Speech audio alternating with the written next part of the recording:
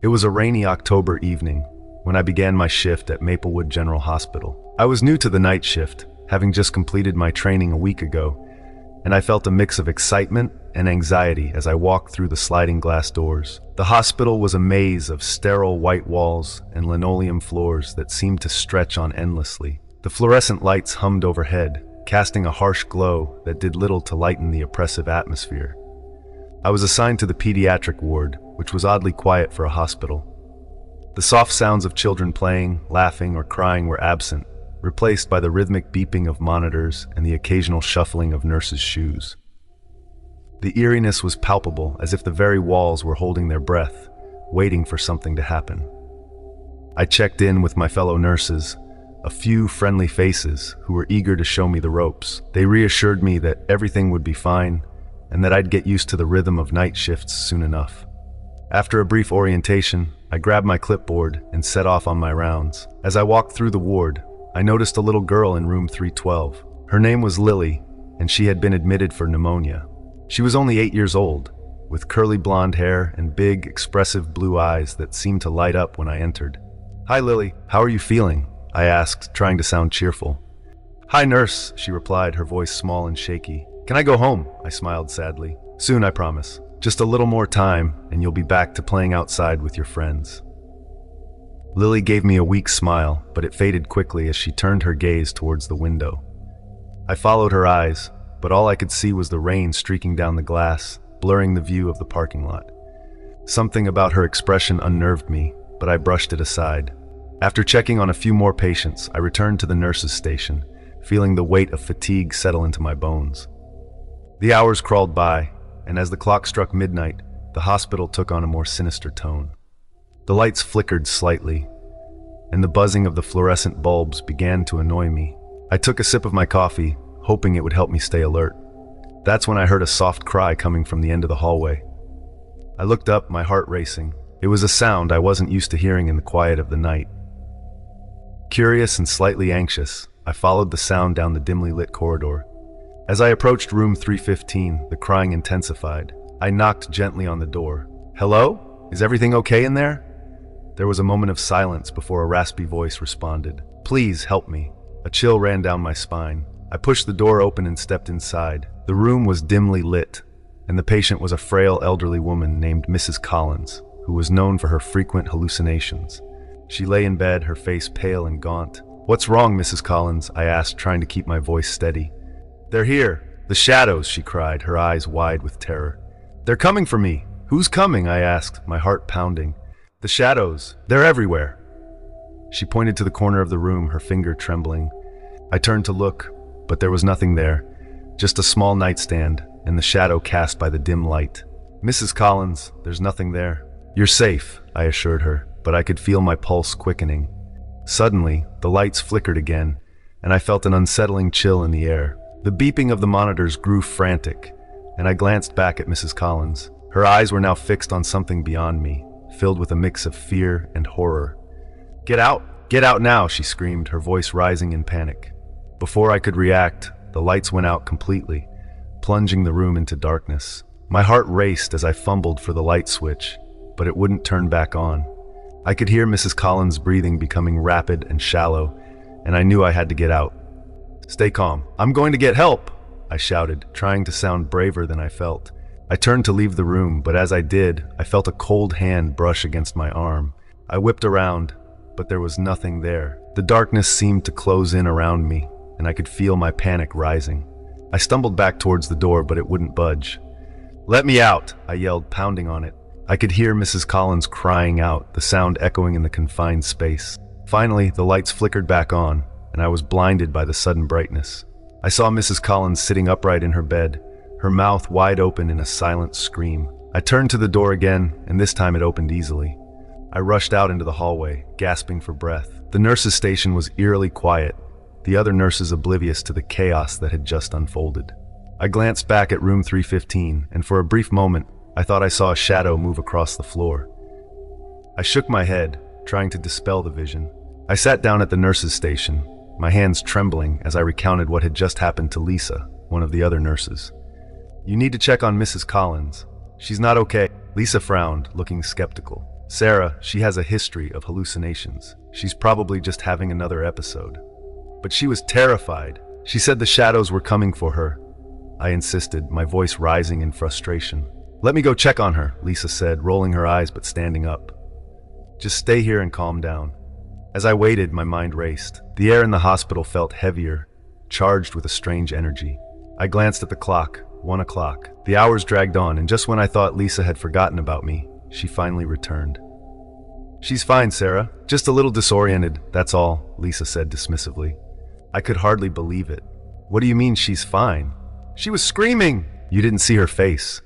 Look, you're just new to this. Sometimes patients get scared, especially at night. It's nothing to worry about, Lisa said, her tone patronizing. I felt my frustration boiling over, but before I could respond, the lights flickered again.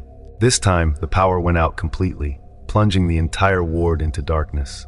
Not again, I exclaimed, scrambling for my flashlight. I don't like this. Just wait a minute, it'll come back on, Lisa said, though her voice lacked conviction. As we stood in the dark, I heard the unmistakable sound of footsteps echoing down the hall. They were slow and deliberate, each step sending a ripple of dread through my body. Do you hear that? I whispered, my heart racing. Lisa strained to listen, but she didn't say anything.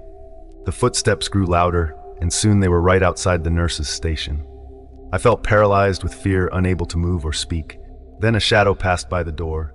It was a dark figure moving swiftly past us. I gasped, and Lisa jumped to her feet, her eyes wide with terror. What was that? She exclaimed. I don't know, I replied, panic gripping me. Just then, the lights flickered back on, and everything seemed normal again. But I could still feel the weight of something dark in the air, a lingering presence that made the hair on the back of my neck stand on end. Let's go check on Mrs. Collins, I suggested, my voice shaky. Lisa hesitated, but eventually nodded, and we made our way back to room 315. The door was slightly ajar, and I could hear Mrs. Collins murmuring. I pushed the door open slowly, my heart pounding in my chest. To my shock, the room was empty.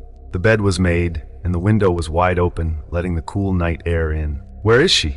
I whispered, my voice barely above a whisper. I don't know, Lisa said, stepping inside the room. This is strange. Just then, we heard a faint giggle from the hallway. It was a child's laughter, echoing through the empty halls. I felt a cold chill run down my spine as we exchanged nervous glances. Did you hear that? I asked, my heart racing. Yeah, Lisa replied, her voice tight. Let's go see where it's coming from. We stepped out into the hallway, and as we walked, the laughter grew louder, ringing in my ears like a haunting melody. It echoed off the walls, making it impossible to tell where it was coming from. We turned a corner, and that's when we saw it. A little girl standing at the end of the hallway. She had long, dark hair and wore a hospital gown that looked too big for her small frame. Her eyes were wide and vacant, yet she was smiling, and the sight sent a chill down my spine. Lily, I called out, my voice trembling. The girl turned and ran down the hallway, her laughter echoing behind her. Without thinking, I took off after her, my footsteps echoing loudly in the stillness of the hospital. I could hear Lisa calling after me, but I didn't stop. I had to find her. I rounded another corner, and the laughter suddenly stopped. I looked around frantically, trying to find the source. Lily, I yelled, panic rising in my chest. The hallway was empty, the lights flickering ominously above me. I glanced back toward the nurse's station, but I could barely make out Lisa's silhouette in the distance. Where did she go? I muttered to myself, dread pooling in my stomach. Just then, I noticed a door at the far end of the hall, slightly ajar. It was a storage room, a place where they kept extra supplies. I hesitated, my instincts screaming at me not to go in, but the need to find Lily pushed me forward. I crept to the door and pushed it open, the hinges creaking loudly. Inside, it was dark, the only light coming from the flickering fluorescent bulb above. I scanned the room, but there was no sign of the girl, just rows of shelves filled with medical supplies and boxes. I turned to leave, but the door suddenly slammed shut behind me. My heart raced as I pounded on it, trying to get it open. Let me out, I shouted, panic surging through me. Just then, I heard Lily's laughter again, but this time it sounded distorted, echoing off the walls. I spun around, searching for the source, but the room was empty. Lily, is that you? I called out, my voice shaking. The laughter grew louder, and I could feel something creeping in the darkness, something sinister lurking just beyond my vision. I pressed my back against the door, trying to calm my breathing, but the weight of fear bore down on me like a heavy blanket. Then, from the corner of the room, I saw her. Lily stood there, her expression twisted into something unrecognizable. "You shouldn't have come here," she said, her voice a low whisper that sent chills down my spine. "What's happening?" I asked, my voice barely a whisper. "They're watching," she replied, her gaze drifting to the shadows in the corners of the room. "They want you to join them." Before I could respond, the lights flickered violently, and the shadows in the room began to twist and contort. I could see dark figures moving along the walls, reaching for me with elongated fingers. "No!" I screamed, desperately pounding on the door. With a deafening crash, the door flew open, and Lisa stood there, wide-eyed and breathless. "What's going on?" she shouted, pulling me out of the storage room. I stumbled out, but as I looked back, the room was empty. The shadows had vanished, and Lily was gone. "She was here," I gasped. "I swear she was here." "Who, Sarah?" Lisa asked, panic rising in her voice. "The little girl, Lily. She was right there." I pointed back into the room, but it was just a storage area, quiet and still. "Come on, let's get out of here," Lisa urged, pulling me away from the room. As we made our way back to the nurse's station, I couldn't shake the feeling that something terrible was about to happen. The air was thick with tension, and the flickering lights cast eerie shadows on the walls. Suddenly, the power went out again, plunging us into darkness. I could hear Lisa's shaky breath beside me, and I felt my heart race as I searched for my flashlight. "Stay close," I whispered, gripping the flashlight tightly. We moved cautiously down the hallway, the darkness swallowing us whole. I could hear distant whispers, soft and almost melodic, echoing around us. It felt like we were being watched, the shadows closing in. Just then, we heard a loud crash from the end of the hallway. My heart raced, and I aimed the flashlight in that direction. There was a figure standing at the far end, shrouded in darkness. "Who's there?" I called out, my voice trembling. The figure moved closer, and I could make out the outline of a person. It was a man, tall and gaunt, with hollow eyes that seemed to glow in the dim light. "You shouldn't be here," he said, his voice low and raspy. I felt my blood run cold. "What do you want?" I demanded, trying to sound braver than I felt. "They're waiting for you," he replied, stepping closer. "They want you to join them." I turned to Lisa, my heart racing. "We need to go." "Now," I yelled, pulling her along. As we ran back down the hallway, the whispers grew louder, filling my ears with an unsettling chorus. The darkness seemed to stretch and contort around us, as if the very walls were closing in. I could feel something hot on my heels, a presence that made my skin crawl. We burst into the nurse's station, slamming the door behind us. "What was that?" Lisa gasped, her eyes wide with fear. "I don't know," I panted, trying to catch my breath. "But we need to call for help." I grabbed the phone, but the line was dead. I slammed it down in frustration, glancing around the room. "What do we do now?" I asked, my voice trembling. Suddenly, the lights flickered back on, illuminating the room in harsh fluorescent light. I breathed a sigh of relief, but it was short-lived. The atmosphere felt charged, and I could sense that something terrible was about to happen. The door to the nurse's station suddenly burst open, and the figure of Mrs. Collins appeared, her eyes wide with fear. "They're coming! They're coming for all of you," she screamed, her voice echoing in the confined space. "Mrs. Collins, calm down," I shouted, but she was beyond reason. She stumbled into the room, her face pale and drawn. "The shadows, they're everywhere," she cried, and I could see the wild look in her eyes. Before I could respond, the lights flickered again, plunging us into darkness. I felt Lisa's hand gripping mine tightly, and I could hear Mrs. Collins whispering frantically in the darkness. "Stay together. Don't let them separate you," she urged, her voice filled with panic. We huddled close, the darkness closing in around us. The whispers grew louder, swirling around us like a storm, drowning out our thoughts. Then, from the shadows, I saw them, the dark figures creeping closer, their elongated fingers stretching out toward us. "Get away!" I screamed, but it felt futile. Suddenly, the lights flickered back on, and the figures froze. I looked around, but the room was empty again. Mrs. Collins stood there trembling, and Lisa was breathing heavily beside me. "What was that?" Lisa gasped, her eyes wide with fear. "I don't know," I replied, my voice shaking. "But we need to leave this place." As we moved to the door, the lights went out once more, plunging us into darkness. I could feel the panic rising in my chest as the whispers returned, echoing around us. "We need to stick together," I yelled, my voice barely breaking through the chaos. Suddenly, I felt a cold hand grab my arm. I screamed and turned to see the gaunt figure standing right in front of me, its hollow eyes fixed on mine. "You belong with us," it whispered, and I felt a chill run down my spine. "No," I shouted, struggling to break free. but the figure only tightened its grip, pulling me closer. The shadows closed in around us, the whispers drowning out my screams. I felt myself being pulled into the darkness, and I knew I had to fight back. I managed to break free from its grasp, stumbling backward as I collided with Lisa. "We have to get out of here!" I yelled, and together we pushed open the door, stumbling out into the hallway. The lights flickered back on, illuminating the chaos around us. Nurses and patients were rushing down the hall, panic etched on their faces. "What's happening?" I shouted, but no one seemed to hear me. I turned to Lisa, her face pale with fear. "We need to get to the exit." We pushed our way through the crowd, fear fueling our adrenaline as we raced down the hallway. The whispers grew louder, filling my mind with dread. Finally, we reached the exit doors, and I pulled them open, stumbling into the cool night air. The parking lot was eerily quiet, the rain still pouring down. I turned to Lisa, my breath coming in quick gasps. "What just happened in there?" "I don't know," she replied, her eyes wide with fear. "But we need to get out of here."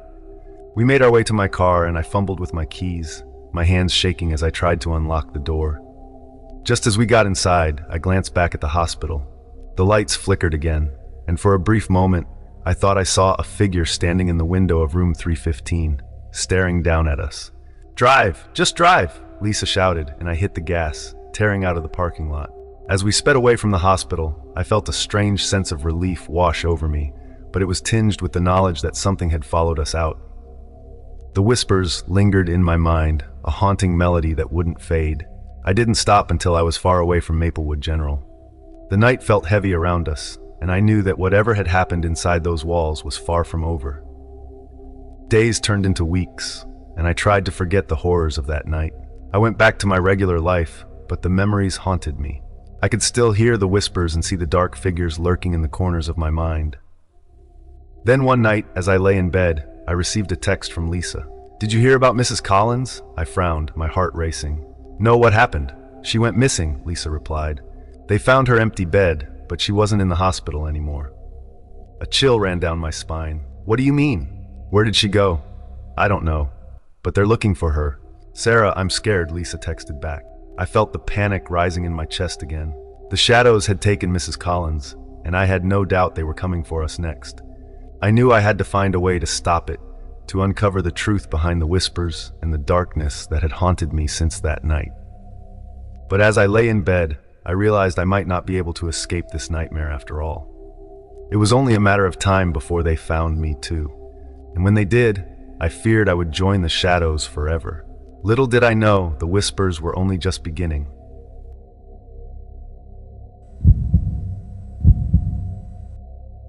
It was my third month working the night shift as a security guard at St. Dorian's Hospital. You get used to the quiet, the stillness that fills the halls after visiting hours end, and most of the staff go home. A hospital is an eerie place after midnight. The hum of the fluorescent lights, the occasional echo of footsteps, the distant beeping of machines. It all creates this unsettling atmosphere that creeps into your bones. But last week, something happened that I haven't been able to shake. Something that made me question my sanity. I haven't told anyone yet. Who would believe me? I still don't know if I believe it myself. But I have to get this off my chest, even if it's just typing it out. It started on a Monday night, right around 1 a.m. My usual rounds took me through the main floor, the emergency room, and the basement. St. Dorian's is an old hospital, built back in the 40s, and the basement was where you could feel its age the most. It's where they kept all the old equipment and files, the things no one needed anymore. Most of the staff avoided it unless necessary. There was something about the smell down there, the staleness of the air that didn't feel right. That night, as I was walking my rounds, my radio crackled, and the voice of Terry, the other security guard, came through. He was up on the roof, making sure no one was sneaking up for a smoke. "Hey, Ethan," he said, his voice low and almost hesitant. "You ever hear about the South Wing?" I paused mid-step, frowning. The South Wing of the hospital had been closed for renovations for over a year now. Budget cuts had delayed the work, so it just sat there, a dark, empty section of the building that no one went into anymore. "Yeah, what about it?" I asked, leaning against the wall. I wasn't sure where Terry was going with this, but I didn't like the tone of his voice. "There's a rumor," Terry continued, "about something down there. Something not."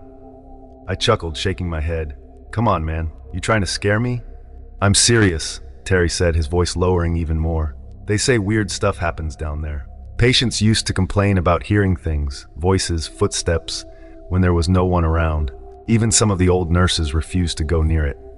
I rolled my eyes, but there was a part of me, small but there, that felt uneasy. I wasn't one to believe in ghost stories, but hospitals are the kind of places where people's worst moments happen. Who knows what kind of energy lingers? All right, Terry, I said, trying to keep my tone light. I'll bite. What's the weird stuff? Terry paused for a second, as if he was deciding whether to tell me or not. People have gone down there, and some of them swear they've seen things. Shadows moving when there shouldn't be. Doors open on their own. A couple of years back, a janitor quit after he saw something in the old surgical room. Something? A woman. He said she looked right at him and then she disappeared. I snorted. Sure, Terry, you've been watching too many horror movies. But Terry wasn't laughing. Just be careful, all right? You know, when you make your rounds near the south wing, better to stay clear of it. I didn't take him seriously at the time. I wish I had. It wasn't until a couple of nights later that I found myself near the south wing. I wasn't supposed to go down there, but part of me wanted to prove Terry wrong. I'm not a superstitious guy, and I didn't want to be the kind of person who gets spooked by a few stories. So, around 2 a.m. I decided to check it out. The south wing entrance was blocked off with caution tape, but the door wasn't locked. I hesitated for a second before pushing it open. The moment I stepped inside, I could feel the difference. The air was colder and heavier. My flashlight flickered, casting long shadows across the walls. The hallway stretched out in front of me, dark and silent. Most of the rooms were empty, their doors half open, revealing old equipment and dusty furniture. I walked slowly, my footsteps echoing in the quiet. The further I went, the more I started to notice things that didn't feel right. There was a sound, faint at first, but growing louder as I moved deeper into the wing. It was a soft, rhythmic tapping, like someone drumming their fingers on a table. I stopped, my heart pounding in my chest. The sound wasn't coming from any direction in particular. It seemed to be all around me. I told myself it was just the building settling, maybe an old pipe knocking somewhere in the walls. But as I stood there listening, the tapping stopped abruptly. In the sudden silence, I heard something else. A whisper, faint but unmistakable. I spun around, shining my flashlight down the hall, but there was no one there. The whisper came again, closer this time. Get out! I could feel the hair on the back of my neck stand up. I'm not proud to admit it, but I froze. I didn't know what to do. My mind was racing, trying to make sense of what I was hearing. There was no one here. The south wing had been empty for over a year. No patients, no staff. So where the hell was that voice coming from?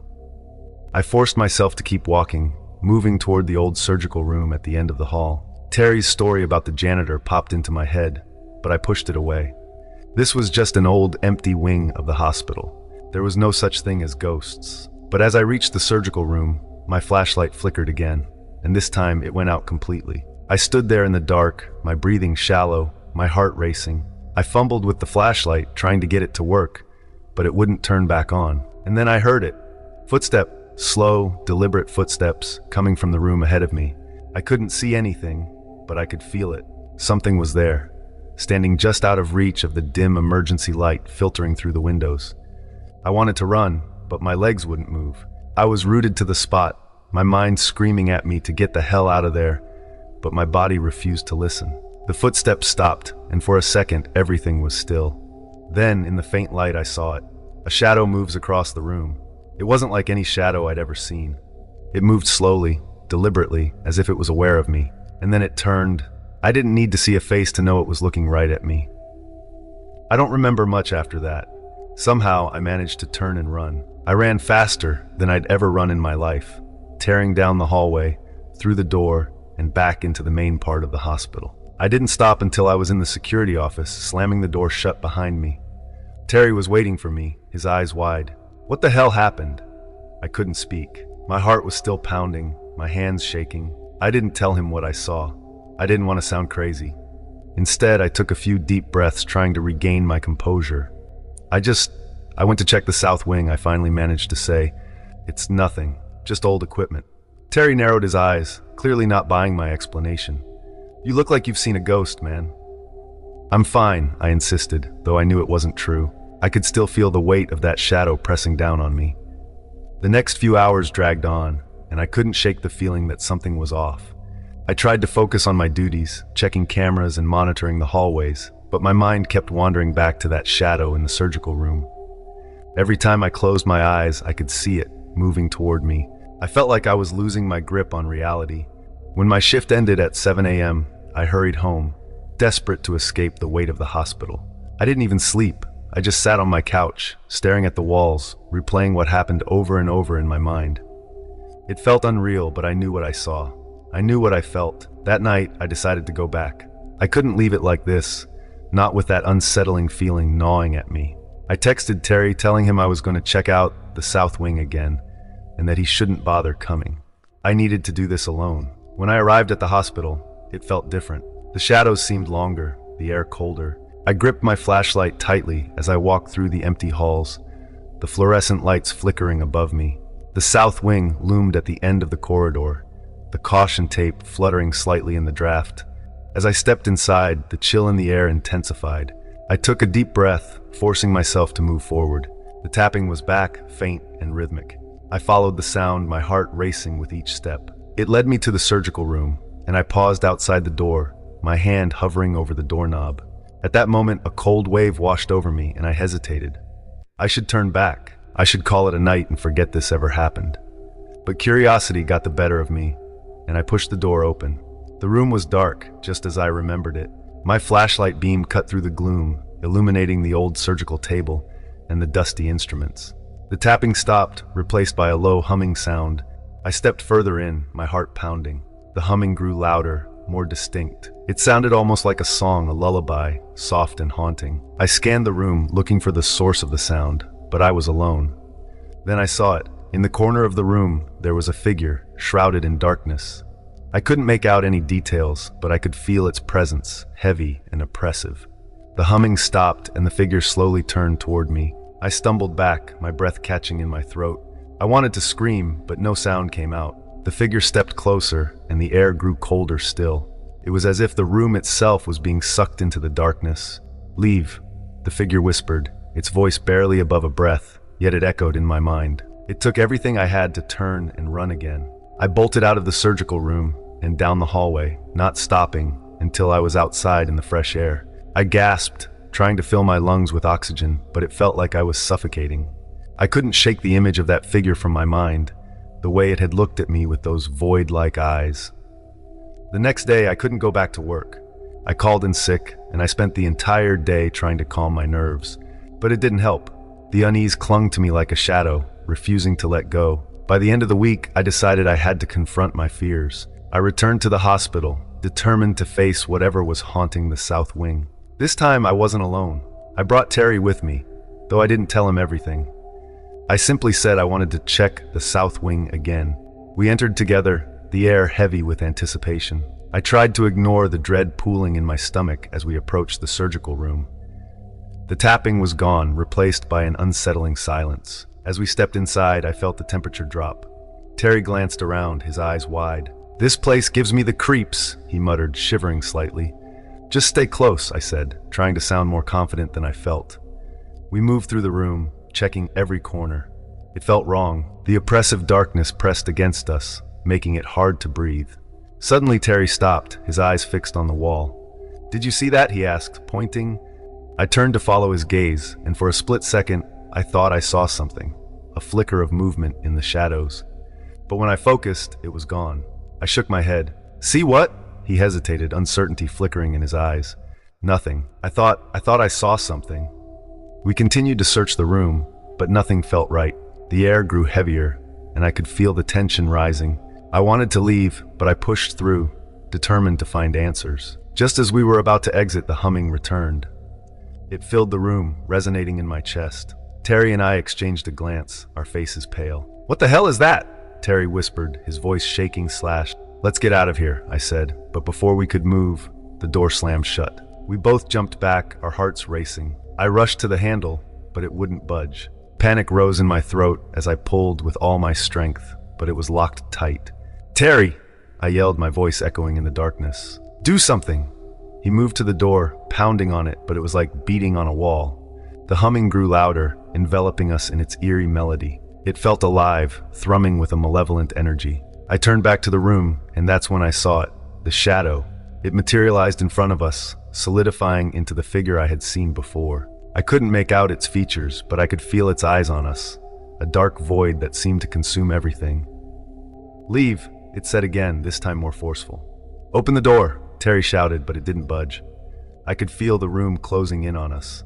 "I can't take this," I screamed, panic clawing at my chest. "Calm down," Terry said, but his voice was strained. The figure stepped closer, the humming morphing into a distorted scream. It echoed around us, growing louder and louder until it felt like the walls themselves were vibrating.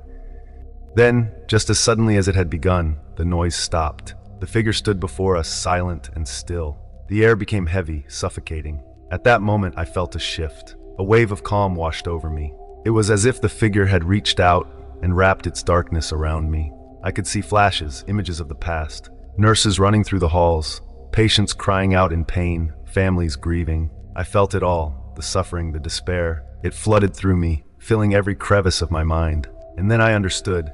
This was not a ghost, not a monster, but the echoes of all the pain that had occurred within these walls. It wasn't malevolent, it was lost, trapped in a place of torment. I took a step forward. "We're not here to hurt you," I said, my voice steady. "We want to help." The figure paused, its presence shifting. The air grew lighter, and I could feel the weight of its sorrow lifting. "Help," it echoed, and for a brief moment, I thought I saw a glimmer of something in its shadowy form, a plea for release. Then, with a sudden rush of energy, the door burst open, and we stumbled out into the hallway, gasping for breath. I looked back, but the figure was gone, swallowed by the darkness once more. "What the hell just happened?" Terry gasped, leaning against the wall. "I don't know," I admitted, my heart still racing. "But I think we need to talk to someone about this." Over the next few days, we gathered our thoughts and reported what we experienced. It wasn't easy. Most dismissed it as a result of exhaustion or stress, but a few believed us. They started looking into the hospital's past, digging through old records and speaking to former staff. Weeks later, they discovered something shocking. The South Wing had been the site of a catastrophic event decades ago, a fire that claimed the lives of several patients and staff. The building had been haunted ever since the spirits were trapped in a cycle of suffering. Eventually, the hospital decided to take action. They called in a team of paranormal investigators who conducted thorough research and rituals to cleanse the area. They discovered a way to help the lost spirits find peace. As I returned to work, I could feel the difference. The air felt lighter, the oppressive weight of the South Wing had lifted. It was still eerie at night, but there was a sense of calm that hadn't been there before. I had faced my fears and come out the other side. And while I still don't believe in ghosts, I know that sometimes the past leaves its mark on the present in ways we can't fully understand. The hospital, once a place of shadows, became a haven for healing. As I walked those halls at night, I felt a strange sense of connection to those who had come before, a silent understanding that we were all just trying to find our way. It was supposed to be just another routine night shift at Crescent Heights Medical Center. Mark, a freshly graduated nurse, was still getting used to the unsettling quietness that enveloped the hospital after hours.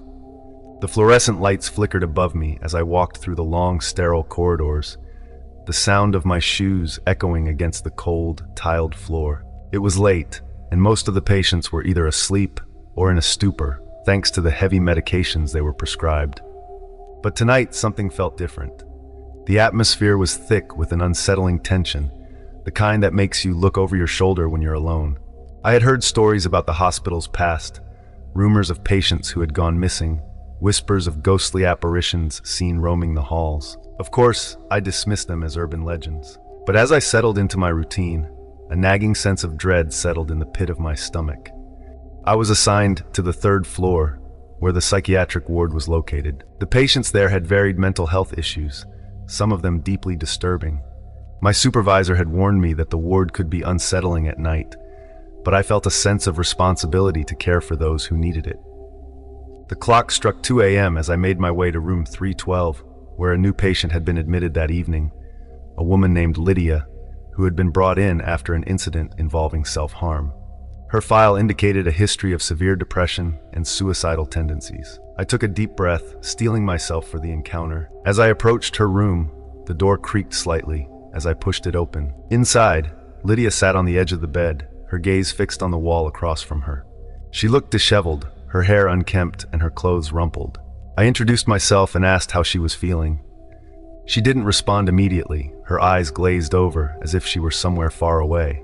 I was assigned to the 3rd floor, where the psychiatric ward was located. The patients there had varied mental health issues, some of them deeply disturbing. My supervisor had warned me that the ward could be unsettling at night, but I felt a sense of responsibility to care for those who needed it. The clock struck 2 a.m. as I made my way to room 312, where a new patient had been admitted that evening, a woman named Lydia, who had been brought in after an incident involving self-harm. Her file indicated a history of severe depression and suicidal tendencies. I took a deep breath, steeling myself for the encounter. As I approached her room, the door creaked slightly as I pushed it open. Inside, Lydia sat on the edge of the bed, her gaze fixed on the wall across from her. I was assigned to the 3rd floor, where the psychiatric ward was located. The patients there had varied mental health issues, some of them deeply disturbing. My supervisor had warned me that the ward could be unsettling at night, but I felt a sense of responsibility to care for those who needed it. The clock struck 2 a.m. as I made my way to room 312, where a new patient had been admitted that evening, a woman named Lydia, who had been brought in after an incident involving self-harm. Her file indicated a history of severe depression and suicidal tendencies. I took a deep breath, steeling myself for the encounter. As I approached her room, the door creaked slightly as I pushed it open. Inside, Lydia sat on the edge of the bed, her gaze fixed on the wall across from her. I rushed to her side, trying to calm her down, but my heart raced as I glanced into the darkness. There was nothing there, just the shadows cast by the dim light. I called for help over the intercom, my fingers trembling as I pressed the button. As I waited for the other staff to arrive, I tried to reason with Lydia. "There's no one here, Lydia. You're safe. I'm here with you." But her breathing quickened, and she shook her head violently. "You don't understand. They're watching us. They can see everything." Just then, the lights flickered again, plunging the room into darkness for a brief moment. When they came back on, I could have sworn I saw a figure standing just outside the door. My blood ran cold, and I took a step back, trying to dismiss the shadowy silhouette as a trick of the light. "Mark!" I heard a voice call from down the hall. It was Jenna, one of the night shift nurses. She rushed into the room, her eyes wide with concern. "What's going on?" "I don't know," I replied, trying to keep my composure. Lydia just started freaking out. She said. Before I could finish, the lights flickered again, this time more violently, and the room plunged into darkness. My heart raced as I grabbed Lydia's arm, pulling her away from the corner. "Stay close to me," I said, my voice barely above a whisper. Suddenly, the lights flickered back on, but something was different. The room felt colder, and the air was thick with an almost palpable tension. I glanced around, feeling a sense of foreboding wash over me. Lydia's expression changed, her eyes narrowing as she stared at something behind me. "They're here," she said, her voice barely a whisper. I turned slowly, my heart pounding in my chest. The door was now wide open, but there was no one there. Just darkness beyond the threshold, stretching into the unknown. "Mark," Jenna called, her voice laced with panic. "We need to get her back to bed. This isn't safe." But as we moved to guide Lydia back, I felt a cold hand grip my shoulder. I spun around, but there was nothing there, just the empty hallway stretching out behind me. "Did you feel that?" I asked Jenna, my voice shaky. "Feel what?" she replied, her brow furrowing in confusion. "The hand. It was cold." She shook her head, looking more concerned than ever. "You're just imagining things. Let's focus on Lydia." But I couldn't shake the feeling that something was very wrong. Lydia's eyes were wide with fear, and I could see her body trembling. I helped her back to the bed, my heart racing. "Everything's okay, Lydia," I said, trying to soothe her. "Just take a deep breath." As I adjusted the sheets, I noticed a dark stain on the floor where the bed had been. It looked like dried blood. I froze, my stomach twisting in knots. Had it always been there? I felt a wave of nausea wash over me, but I forced myself to stay calm. Once Lydia was settled, I stepped outside the room with Jenna to discuss the situation. "We need to keep a closer eye on her," I said, my voice low. "I think she's more unstable than we thought." Jenna nodded, but her eyes darted back to Lydia's room. "I don't like this place at night. It feels off." "Tell me about it," I replied, trying to lighten the mood. "Let's finish our rounds and check in on the other patients." As we walked down the hall, I couldn't shake the feeling that we were being watched. The shadows felt thicker, the air colder. Every creak of the building made my skin crawl. We made our way to the second floor, where the more critical patients were located. As we checked on them, I heard muffled voices coming from the nurses' station. I glanced at Jenna and we both exchanged puzzled looks. "Did you hear that?" I asked, my heart racing. She nodded, her expression shifting to concern. "Let's check it out." We approached the station cautiously, the voices growing louder. As we rounded the corner, the sight that greeted us sent chills down my spine. The monitors were flickering wildly, displaying static and distorted images of the empty hallways. "What the hell is going on?" Jenna whispered, her eyes wide with fear. "I don't know," I replied, my heart racing. I stepped closer to the monitors, squinting at the flickering images. For a brief moment, I thought I saw a figure in one of the hallways, a dark silhouette standing motionless. "Mark, look!" Jenna gasped, pointing to the screen. The figure was gone, but the static began to clear, revealing images of patients in their rooms. The faces were twisted in anguish, their mouths open in silent screams. "Is this a joke?" I muttered, feeling my pulse quicken. "This isn't funny." Suddenly, the lights flickered again, plunging the station into darkness. My heart raced as I fumbled for my flashlight. When the lights came back on, the monitors were silent, displaying nothing but black screens. "What just happened?" I asked, my voice shaking. "I don't know," Jenna replied, her eyes darting around the room. "But we should get back to Lydia." We rushed back to her room, our footsteps echoing in the empty hallway. When we entered, my heart sank. Lydia was gone. The bed was empty, the sheets twisted and pulled back. "Lydia!" I shouted, panic rising in my chest. "Where could she have gone?" Jenna cried, her face pale. I looked around the room, my mind racing. "We need to check the other rooms." We dashed out into the hallway, searching each room. My heart pounded in my chest as dread settled in. Then I heard it, a faint whispering coming from the end of the corridor. "Mark, help me." It was Lydia's voice, but it sounded distant, almost as if she were calling from another world. I ran toward the sound, Jenna right behind me. "Lydia, where are you?" I yelled, desperation lacing my voice. The whispers grew louder as I approached the end of the hall, leading me toward the emergency exit. The door was ajar, swinging slightly as if beckoning me inside. "Stay here," I called to Jenna, my heart racing as I stepped outside.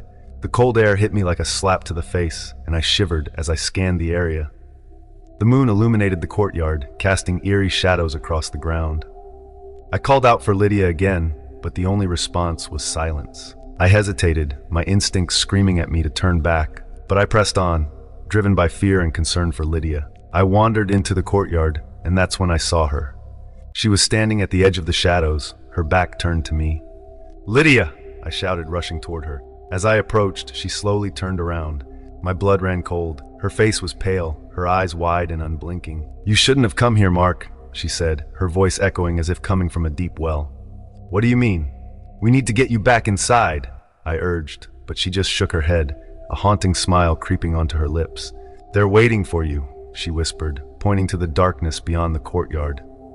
Suddenly, the shadows shifted, forming into dark, indistinct shapes that began to close in around us. Panic gripped my chest as I turned to run back to the hospital, but the figures moved faster, blocking my path. I stumbled back, heart racing, but Lydia just stood there, her smile widening. "They want you to join us, Mark." "No," I screamed, my breath coming in ragged gasps. At that moment, the darkness enveloped me, and I felt cold hands grasping at my arms, pulling me deeper into the abyss. I fought against them, struggling to break free, but they held me tightly, whispering words I couldn't understand. "Help me!" I cried out, my voice swallowed by the dark. And then everything went black. When I opened my eyes again, I was back in the hospital, lying on the floor of the nurses' station. The lights flickered above me, and Jenna was crouched next to me, her face pale with fear. "Mark, thank God you're awake," she exclaimed, her voice shaky. "What happened?" I asked, trying to piece together the fragments of my memory. "You disappeared," she said, her eyes wide. I thought, "Where's Lydia?" I interrupted, my heart racing. She frowned, confusion clouding her expression. "Lydia? She's still in her room. We found you here after you ran out." Panic surged through me as I sat up. "No, I saw her. She was outside." But Jenna shook her head, looking concerned. "You must have been dreaming or hallucinating. There's no one outside, Mark." "I'm telling you, she was right there," I shouted, but doubt crept in as I glanced around the nurses' station, realizing it was just the two of us. Jenna helped me to my feet, her hands trembling. "Let's check on Lydia," she said, leading me back to the psychiatric ward. When we reached room 312, I hesitated, my heart pounding. I pushed the door open, half expecting to see Lydia standing there, smiling that haunting smile. But the room was empty. The bed was made, the sheets neatly tucked in, as if no one had ever been there. My heart sank as I looked around in disbelief. "Where is she?" I whispered, dread settling in my stomach. Jenna stepped inside, her brow furrowed. She must have been discharged or moved somewhere else. But I saw her. She was right outside, I insisted, panic rising in my chest. "Mark, there's no one here," she said gently. I felt tears prick at the corners of my eyes. No, she was real. She was begging for help. Suddenly the lights flickered again, and the air grew colder. A whispering sound filled the room, echoing around us. "Help us, help us." I froze, my heart pounding as the whispers grew louder. They were coming from the walls, the ceiling, surrounding us. I turned to Jenna, her eyes wide with fear. "We need to get out of here," I yelled, grabbing her hand as we rushed out of the room.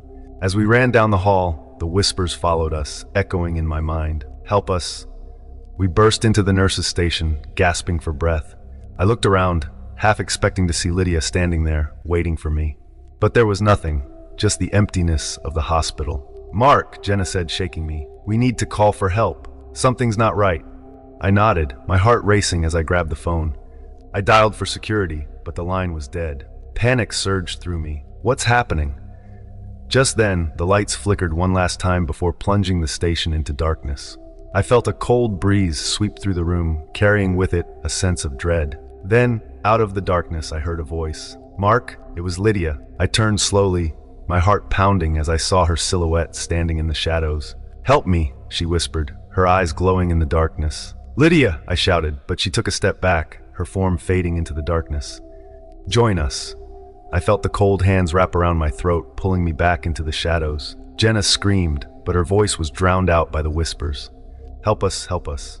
And just like that, everything went black.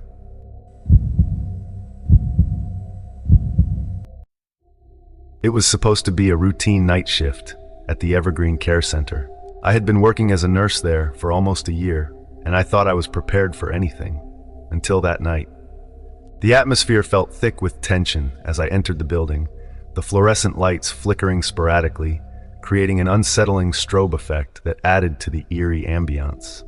As I made my way to the nurse's station, I passed by room 217. The door was slightly ajar, and I could see an elderly man sitting in his bed, staring blankly at the wall. His eyes looked glassy, almost as if he were staring into another world.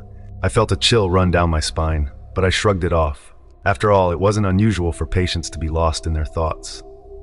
I greeted the other nurses on duty, and we exchanged small talk as we prepared for the night ahead. The clock struck 11, and I took my first round, checking in on patients. The night was quiet, the only sounds coming from the soft beeping of heart monitors and the occasional shuffle of feet on the linoleum floor.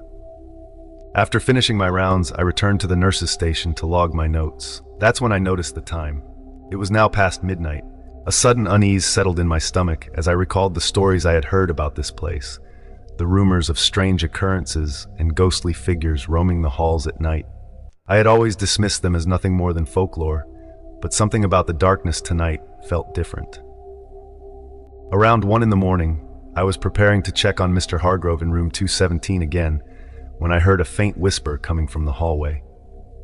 I paused, straining to listen, but all I could hear was the hum of the fluorescent lights. I shook my head, chastising myself for letting my imagination run wild. I stepped into the hall, and as I walked towards room 217, I felt an inexplicable pull, like an invisible thread was guiding me. The door was wide open now, and I peered inside. Mr. Hargrove was still there, but he was no longer staring at the wall. Instead, he was looking directly at me, a small smile creeping across his lips, though his eyes remained empty. "Come closer," he beckoned, his voice raspy but eerily inviting. I hesitated, a chill running down my spine. "It's okay, I won't bite. I just want to talk." Something deep within me screamed to turn and run, but I felt compelled to step inside.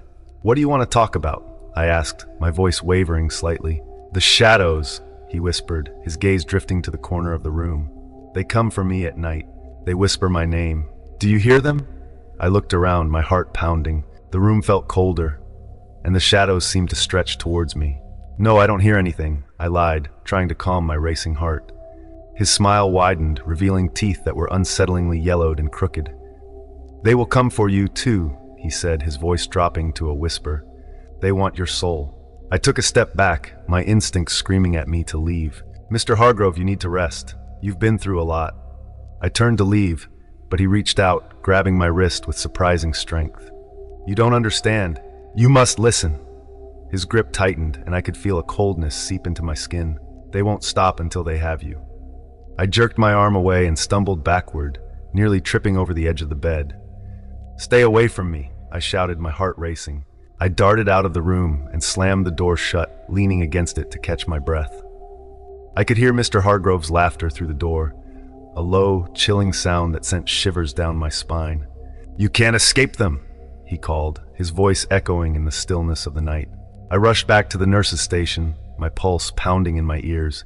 I grabbed the phone and dialed the front desk, my hands trembling. "This is Nurse Sarah from the 3rd floor. I need someone to check on Mr. Hargrove in room 217. He's acting strangely." The receptionist's voice came through the line, calm and uninterested. "I'll send someone up shortly, but you should be fine. It's just the late night hours getting to you."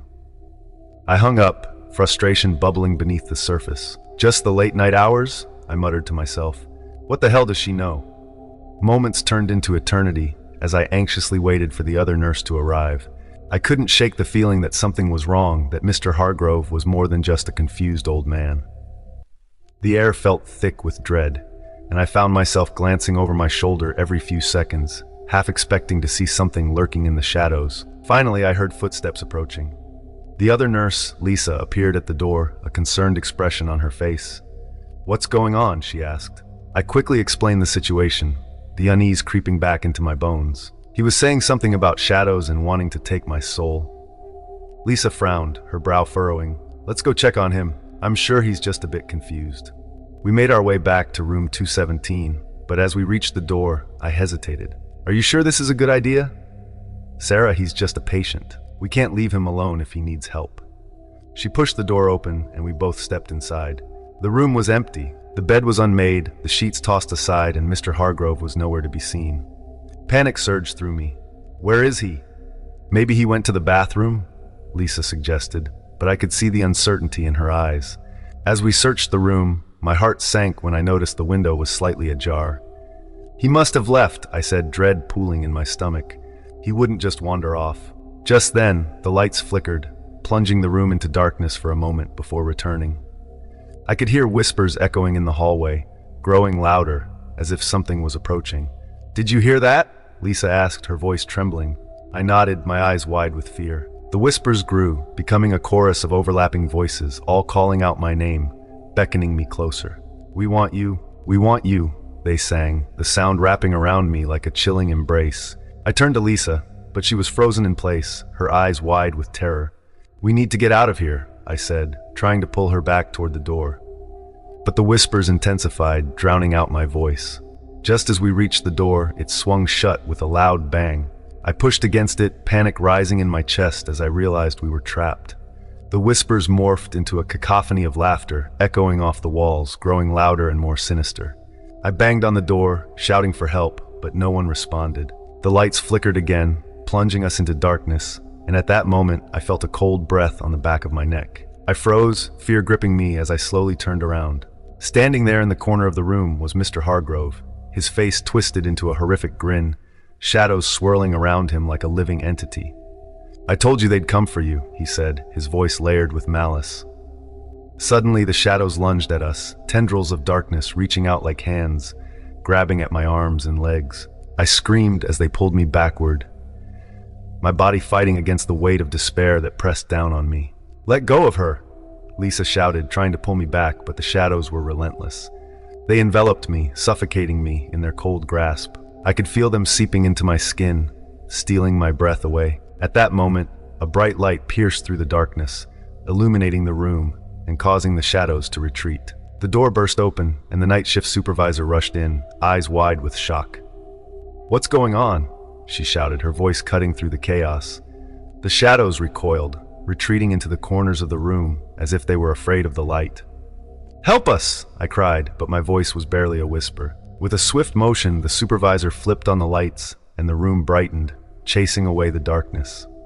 Mr. Hargrove was gone, and all that remained were the echoes of his laughter, fading into the silence. The supervisor looked at us, her expression shifting from confusion to concern. "What happened? Where is Mr. Hargrove?" "He was right there," Lisa exclaimed, pointing to the corner. "He was trying to," but the corner was empty now, and I felt a sense of dread wash over me.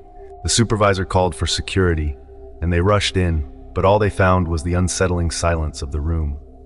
The shadows were gone, but the feeling of something sinister lingered in the air. After what felt like hours, the night shift continued, but the atmosphere was forever altered. I couldn't shake the feeling that whatever had happened that night was only the beginning. As I sat at the nurse's station, I glanced down the hallway toward room 217. The door stood ajar, the light flickering, and deep inside, I knew I would never forget the whispers, the shadows, or the way Mr. Hargrove had smiled just before they came for me.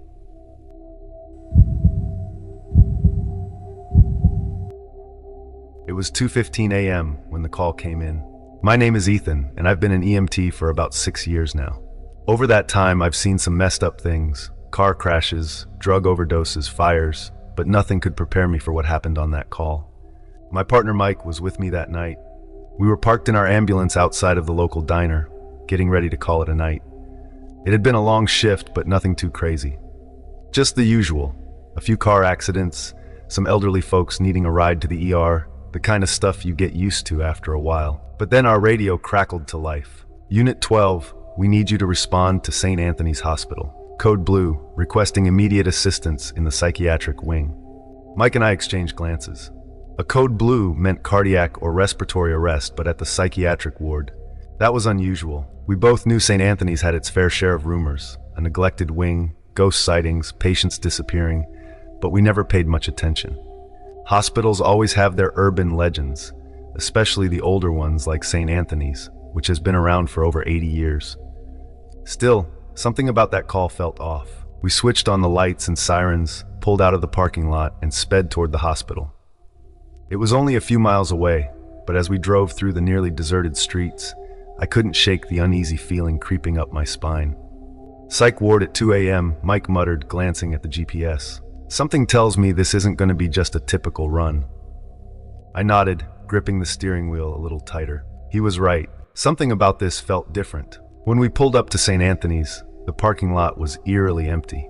The hospital itself loomed in front of us, an imposing structure with darkened windows and a faint flicker of lights here and there. The main entrance was well lit, but beyond that, the hospital seemed to be in some kind of perpetual twilight. Mike grabbed the medical bag from the back, and we made our way inside. The nurse at the front desk waved us through, barely looking up from her station. We took the elevator up to the 5th floor, where the psychiatric ward was located. The doors opened to a dimly lit corridor that stretched into darkness. The air smelled stale, almost moldy, and the hum of the fluorescent lights overhead buzzed like a distant swarm of insects. "Weird," Mike whispered. "This place feels dead." We walked down the hall, our footsteps echoing off the walls. As we approached the nurse's station, there was no one there. Not a single nurse, doctor, or patient. It was as if the entire floor had been abandoned. "Hello," Mike called out. His voice reverberated down the corridor, but there was no response. Just silence. A cold chill ran down my spine. "Something's not right," I said, glancing around. "Where is everyone?" Just then, a door at the far end of the hall creaked open. We turned, and in the dim light, I saw a figure. A man, gaunt and pale, wearing a hospital gown, step out. His eyes were sunken and wide, his skin sallow. He just stood there, staring at us. "Sir, are you okay?" I asked, taking a step forward. The man didn't answer. Instead, he took a slow, deliberate step toward us, his bare feet slapping against the cold tile floor. Something about the way he moved to set off alarm bells in my head. It wasn't just slow, it was unnatural, like his joints weren't bending the way they should. Mike raised his hand. "Sir, stop. We're here to help, but you need to stop." The man ignored him and continued to approach. I reached for the radio on my belt, but before I could call for backup, the lights above us flickered and then went out completely, plunging us into darkness. "Shit," Mike muttered, pulling out his flashlight and sweeping it down the hall. I did the same. The beams of our flashlights cut through the blackness, illuminating the hallway in harsh, narrow slices of light. But the man was gone. "What the hell?" Mike whispered. "I don't know," I said, scanning the area. He was just there, A low, guttural sound echoed through the corridor, a rasping breath like someone struggling to breathe. It sent a shiver down my spine. "Where did he go?" I muttered, my voice trembling. We slowly moved down the hallway, our flashlights illuminating the walls and the doors, but no sign of the man. As we neared the room he had come from, I noticed the door was slightly ajar, a soft creaking noise coming from within. "Should we check it out?" Mike asked, his voice tense. I hesitated, every instinct screaming at me to turn around and leave. But we were EMTs, and this was our job. "Yeah," I finally said, pushing open the door. The room was empty, save for an old hospital bed pushed up against the far wall. But something about it felt wrong. The air was colder here, almost frigid. And there, scratched into the paint on the wall behind the bed, were deep gouges, like someone had clawed at the walls in a desperate attempt to escape.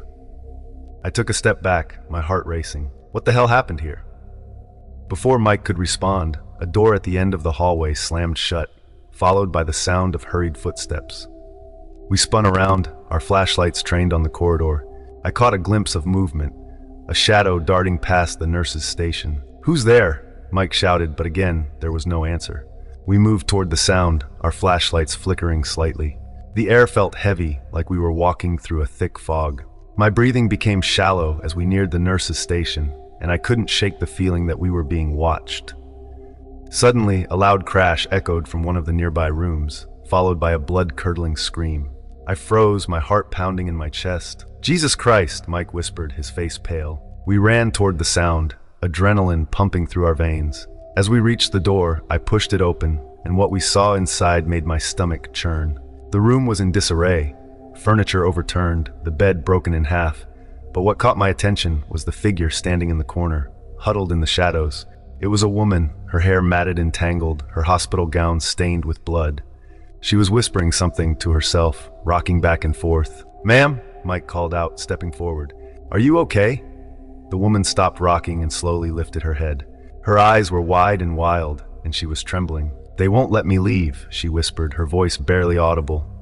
"Who won't let you leave?" I asked, moving closer. She pointed toward the door, her hand shaking. "Them." I turned to look, but there was no one there. "Who are you talking about?" I asked, trying to keep my voice calm. "They're always watching," she whispered, her voice breaking. "They never let anyone leave." Before I could say anything else, the door to the room slammed shut, and the lights flickered back on. The woman let out a blood-curdling scream, and then, just as suddenly as it had started, everything went silent. Mike and I stood there, frozen in place, our hearts racing. The woman was gone, and the room was empty, save for the overturned furniture. "What the hell just happened?" Mike whispered, his voice shaky. I didn't have an answer.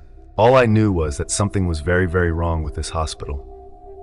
We needed to get out of there. We ran back down the hallway, not stopping until we reached the elevator. As the doors closed behind us, I glanced back at the corridor. For just a split second, I thought I saw someone standing at the far end of the hall, watching us. But then the doors slid shut and the image was gone. We didn't talk on the ride back to the station. There was nothing to say. Whatever we had just witnessed, it wasn't something we could explain, and it wasn't something we wanted to think about. The next day, I tried to find out more about what had happened at St. Anthony's that night. I checked the hospital records, but there was no mention of any code blue or any incident in the psychiatric wing. It was as if the whole thing had never happened. Mike and I never went back to St. Anthony's. We made sure of that. But sometimes late at night, I find myself thinking about that woman's words, about the people watching, the ones who never let anyone leave. And I wonder if we were just lucky that night, or if something far worse is still lurking in those darkened hallways, waiting for the next poor soul to wander in.